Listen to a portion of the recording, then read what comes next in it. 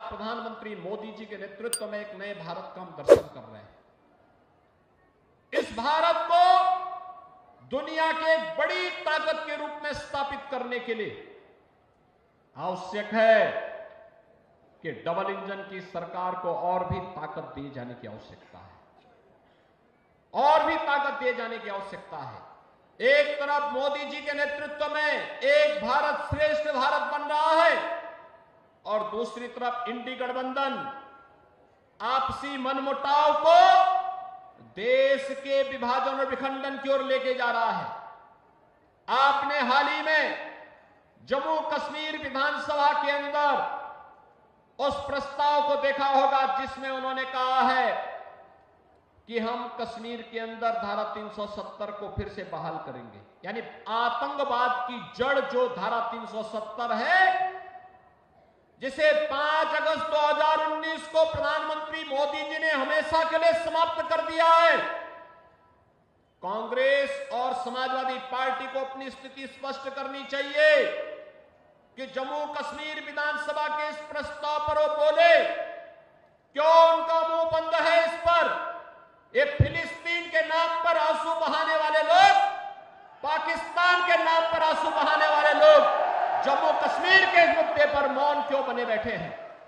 ये देश की एकता और अखंडता को चुनौती देने वाली स्थिति है और कोई भी भारतीय राष्ट्र की एकता और अखंडता को कतई पर किसी प्रकार की चोट को स्वीकार नहीं करेगा। और बहनों और भाइयों, उसी का आह्वान करने के लिए मैं आपसे अपील करने के लिए आया हूं। इस समाजवादी पार्टी हो या कांग्रेस, ये राष्ट्रीय एकता और अखंडता के साथ खिलवाड़ कर रही है अपने राजनीतिक स्वार्थों के लिए। इन्होंने झूठ बोल करके लोकसभा चुनाव में जनता जनार्दन को गुमराह करने का काम किया था।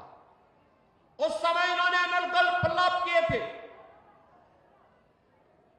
बाबा साहब भीमराव अंबेडकर जी के बारे में, संविधान के बारे में झूठ बोल करके जनता को गुमराह करने का कुत्सित कार्य किया था।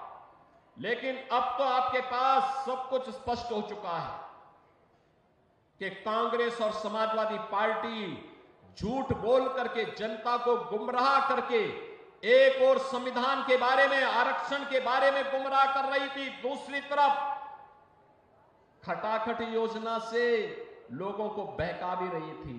लेकिन अब मैं आपसे कहने के लिए आया हूं, आपने मोदी जी का लगभग 10.5 वर्ष के कार्यकाल को देख लिया है।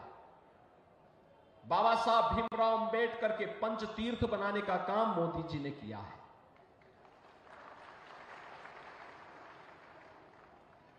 भारत रत्न के रूप में चौधरी चरण सिंह जी का सम्मान करने का काम ये मोदी जी के नेतृत्व में हुआ है। जबकि ये कार्य 1980 में होना चाहिए था, 1985 में होना चाहिए था, 1990 में होना चाहिए था। लेकिन एक लंबे कालखंड के बाद यह समय लगा जब किसानों को सम्मान मिला है और चौधरी साहब को भारत रत्न से सम्मानित किया है प्रधानमंत्री मोदी जी ने।